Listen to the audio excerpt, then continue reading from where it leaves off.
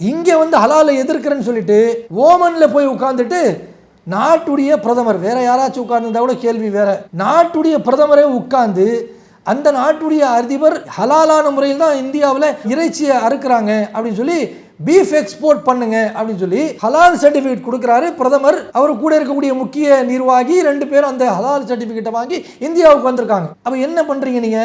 ஒரு புறத்தில் நீங்க கலவரத்தை உண்டாக்குற மாதிரி பேச்சுக்களையும் செயல்களை அமைத்து கொண்டு அது தவறு என்று சொல்லிக்கொண்டு, இன்னொரு புறத்தில் நீங்க போய் ஹலால் சர்டிஃபிகேட் வாங்கிட்டு வரீங்க. இது மக்கள் யோசிப்பாங்களா இல்லையா? மாட்டுக்கறி சாப்பிட மாட்டேன்னு ஆனால் ஷூ போட்டுப்பாரு, பெல்ட் போடுவார் மாட்டுடைய தோல்ல. அப்போ எல்லாமே பொய். இந்த பாஜக RSS என்று சொன்னாலே மக்களுக்கு கொடுக்கக்கூடிய வாக்குறுதி, சொல்லக்கூடிய செயல் அனைத்தும் பொய் பொய் பொய் தான். தினந்தோறும் செய்தியும் சிந்தனையும் என்கின்ற இந்த நிகழ்ச்சியின் வாயிலாக இன்றைய தினம் நாம் பார்க்கக்கூடிய செய்தி என்னவென்று சொன்னால், கடந்த 2025ஆம் ஆண்டு டிசம்பர் மாதம் 19ஆம் தேதி அன்று நம் நாட்டுடைய பிரதமர் நரேந்திர மோடி அவர்கள் ஓமன் நாட்டுக்கு போயிருக்கார். பொதுவாகவே அவர் என்ன செய்வார்னா, ஒவ்வொரு நாடாக சுற்றுற பழக்கம் நம்ம பிரதமருக்கு இருக்கு. அவர் எப்போ ஆட்சி அதிகாரத்தில் வந்தாரோ அந்த தேதியிலிருந்து இது ஒரு ஹாபியாகவே வச்சிருக்காரு, ஒரு பழக்கமாகவே வச்சிருக்காரு. இப்போ ஓமன் என்று சொல்லக்கூடிய அந்த நாட்டுடைய மஸ்கட்டுக்கு போயிருக்கார். மஸ்கட்டுக்கு போய் அங்கே அந்த நாட்டுடைய அதிபர் இருக்கார் இல்லையா, அவரை சந்திக்கிறாரு. இந்த நாட்டுடைய பிரதமரும் அந்த நாட்டுடைய அதிபரும் சந்திக்கிறாங்க. சந்தித்து ஒரு அக்ரிமெண்ட் ஒன்று போடுறாங்க. என்ன அக்ரிமெண்ட்டு அப்படின்னு சொன்னால், இந்தியாவிலிருந்து ஓமனுக்கு பீஃப் எக்ஸ்போர்ட் பண்ணுறதுக்கான ஒப்பந்தம், அந்த அக்ரிமெண்ட் போடப்படுது. இந்தியா வந்து மாட்டிறைச்சியை, மாடுகளை அறுத்து அந்த இறைச்சியை பல நாடுகளுக்கு அனுப்பி கொண்டிருக்காங்க. ஏசியாவில் பார்த்தீங்கன்னு சொன்னால் பீஃப் எக்ஸ்போர்ட் பண்ணுறதுல, வெளிநாட்டுக்கு பீஃப் அதாவது மாட்டுக்கறி இங்கேருந்து இந்தியாவிலேருந்து வெளிநாடுகளுக்கு விற்பனை பண்ணுறதுல பார்த்தீங்கன்னு சொன்னால் இந்தியா 2வது இடத்துல இருக்குது. அது ஒரு பெரிய சர்ச்சையாக தான் பேசி கொண்டு இருக்கிறோம் நம்ம. ஆனால் இப்போ என்ன பண்ணுறான்னு சொன்னால், ஓமன் நாட்டுக்கு போகிறாரு. மஸ்கட்டில் அந்த நாட்டுடைய அதிபர் இடத்துல ஒரு ஒப்பந்தம் ஒன்று போடுறாரு.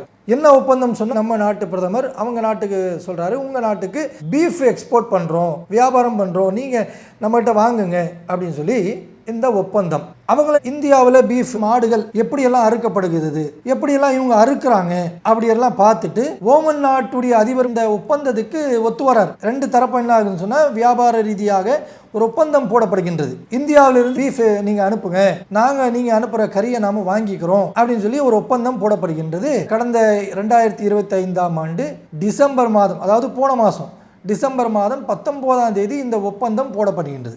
இந்த ஒப்பந்தம் போடக்கூடிய நேரத்தில் ஓமன் நாட்டுடைய அதிபர் நம் நாட்டு பிரதமருக்கு ஒரு சர்டிஃபிகேட் கொடுக்கிறார், ஒரு சான்று கொடுக்கிறார்.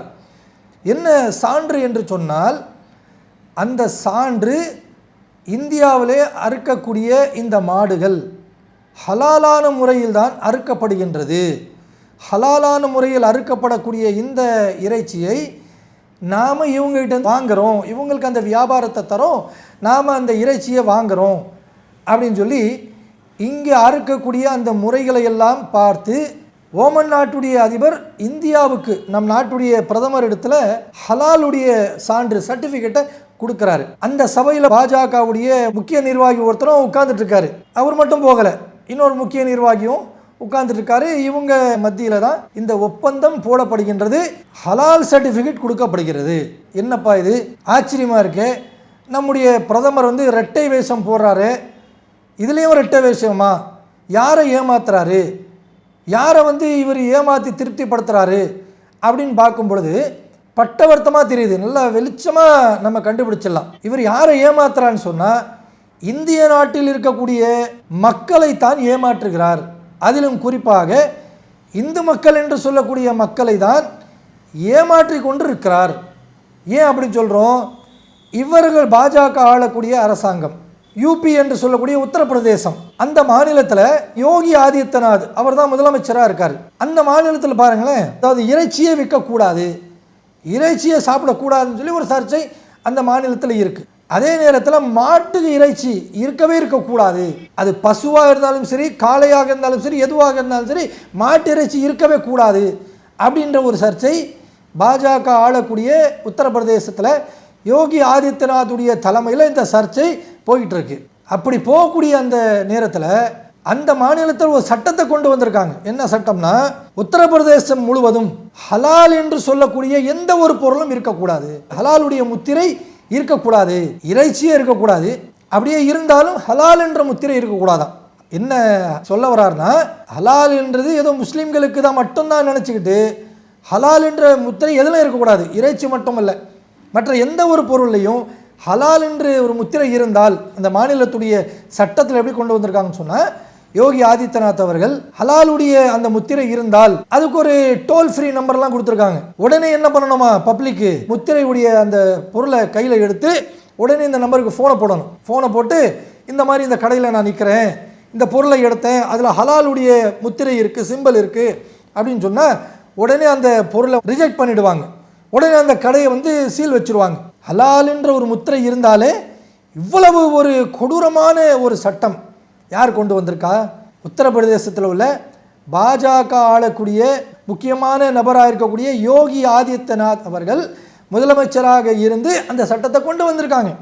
ஹலாலே இருக்கக்கூடாதுன்னு சொல்லி சட்டத்தை கொண்டு வந்திருக்கீங்களே, இது உத்தரப்பிரதேசத்தில் மட்டும்தானா என்று கேட்டால் கிடையாது. இன்னும் பாஜக ஆளக்கூடிய பல மாநிலங்களில் இது போன்ற சர்ச்சை, ஹலாலுக்கு எதிரான பிரச்சாரங்களை செய்து கொண்டிருக்கிறாங்க. ஏன்னா ஹலால்னா என்னன்னு தெரியாது அவங்களுக்கு. ஹலால்னு சொன்னாலேங்க, அதாவது ஒரு ஆட்டையோ ஒரு மாட்டையோ ஒரு ஒட்டகத்தையோ ஒரு கோழியையோ அறுக்கும் பொழுது அது ஹலாலான முறையில் அறுக்கணும் அப்படின்னு சொல்லி சொல்லப்படும். இஸ்லாத்தில் சொல்லிருக்கு. ஹலால்னு சொன்னால் பிராணியை அறுக்கும் பொழுது அதுக்கு வலி வேதனை ஏற்படாத அளவிற்கு கழுத்தில் அந்த நரம் மட்டும் முறையாக அறுத்தோம் என்று சொன்னால் அந்த பிராணிக்கு வலி அதிகமாக இருக்காது, வேதனை இருக்காது. அதே நேரத்தில் அந்த பிராணியுடைய உடலில் இருக்கக்கூடிய ரத்தம் எல்லாம் அதில் நோய்கள் இருக்கும். அந்த ரத்தத்தோடு மனிதர்கள் சாப்பிட்டால் அது என்ன ஆகும்னு சொன்னால் அது மனிதர்களுக்கு நோய் கிருமி ஏற்படுத்தும். அதனால தான் இஸ்லாம் என்ன சொல்லுதுன்னு சொன்னால், இப்படி நீங்கள் பண்ணீங்கன்னா அந்த இறைச்சி சாப்பிடக்கூடிய தகுதிக்கு வந்துடும். இஸ்லாமியர்கள் அதை கடைபிடிக்கிறாங்க. ஒரு பிராணியை இறைவன் தான் படைக்கிறான், இறைவனுடைய பெயரை சொல்லி பிஸ்மில்லா, அல்லாஹ்வை வணங்கக்கூடிய நாம பிஸ்மில்லா, அல்லாஹ்வுடைய பெயரை கொண்டு அப்படின்னு சொல்லி அந்த ஹலாலான முறையில் அறுத்து எந்த ஒரு நோய் இல்லாமல் செய்திருக்கு. அதை புரிஞ்சிக்காம இவங்க முஸ்லீம்களை பழி வாங்கணும், முஸ்லீம்களை அழிக்கணும், முஸ்லீம்களை பெரிய ஒரு பயங்கரவாதியாக காட்டணும், அப்படி காட்டி எங்களுடைய ஓட் பேங்கிங் அதிகரிக்கணும் அப்படின்னு சொல்லி ஹலாலை எதிர்க்கிறோன்ற பேரில் இவங்க என்ன செய்கிறாங்கன்னு சொன்னால், ஹலாலுடைய முத்திரை இருந்தாலே அதை நம்ம சீல் வச்சுருவோம், நிராகரிச்சிருவோம் அப்படின்னு சொல்லி அதுக்கு எதிராக கொண்டு வராங்க. இந்துக்கள் நீங்கள் என்ன சாப்பிடணும் அப்படின்னு சொன்னால் ஜக்கா மீட்டா அப்படின்னு சொல்லி அது ஒரு முத்திரை, அதாவது ஹலால் என்று சொல்லக்கூடிய ஒன்றை அது இல்லைன்னு சொல்லி அதுக்கு எதிராக இவங்க என்ன பண்ணுறாங்கன்னா ஜக்கா மீட்டா அப்படின்னு சொல்லி ஒரு பேரை வச்சு இந்த ஜக்கா மீட்டாவுடைய முத்திரை இருந்தால்தான் இந்துக்கள் சாப்பிடுங்க, இதுதான் ஆரோக்கியமானது அப்படின்றாங்க. அதில் என்ன ஆரோக்கியம் இருக்குது, ஆரோக்கியம் இல்லை, அதில் நாம் போக விரும்பலை. நீங்கள் ஜக்கா மீட்டா ஆரம்பிங்க, மிட்டா ஜக்கா ஆரம்பிங்க, எதனா ஆரம்பிங்க, ஆனால் நல்ல ஒரு விஷயத்தை ஏன் எதிர்க்கிறீங்க அப்படின்னு கேள்வி ஒன்று இருக்குது. சரி, இந்த பக்கம் எதிர்க்கிறாங்களே, உத்தரப்பிரதேச மாநிலம் மற்ற மற்ற மாநிலங்களில் பாஜக ஆளக்கூடிய மாநிலங்களில் இந்த ஹலாலை எதிர்க்கிறீங்களே, இதை நீங்கள் உண்மையிலேயே ஹலால் என்பது தவறுன்னு சொன்னால் நீங்கள் அந்த ஹலாலின் பக்கம் போகவே கூடாதுல்ல. ஹலால் என்று சொல்லக்கூடிய அந்த செயலில் நீங்கள் ஈடுபடவே கூடாதுல்ல. நீங்கள் ரெட்ட வேஷம் போடுறீங்க, அப்படியே வெட்ட வெளிச்சமாக தெரியுது. இங்கே ஹலாலை எதிர்க்கிறேன்னு சொல்லிட்டு ஓமனில் போய் உட்காந்துட்டு நாட்டுடைய பிரதமர், வேற யாராச்சும் உட்கார்ந்துருந்தா கூட கேள்வி வேற, நாட்டுடைய பிரதமரே உட்கார்ந்து அந்த நாட்டுடைய அதிபர் ஹலாலான முறையில் தான் இந்தியாவில் இறைச்சியை அறுக்கிறாங்க அப்படின்னு சொல்லி பீஃப் எக்ஸ்போர்ட் பண்ணுங்க அப்படின்னு சொல்லி ஹலால் சர்டிஃபிகேட் கொடுக்குறாரு பிரதமர். அவர் கூட இருக்கக்கூடிய முக்கிய நிர்வாகி 2 பேரும் அந்த ஹலால் சர்டிஃபிகேட்டை வாங்கி இந்தியாவுக்கு வந்திருக்காங்க. அப்போ என்ன பண்ணுறீங்க நீங்கள்?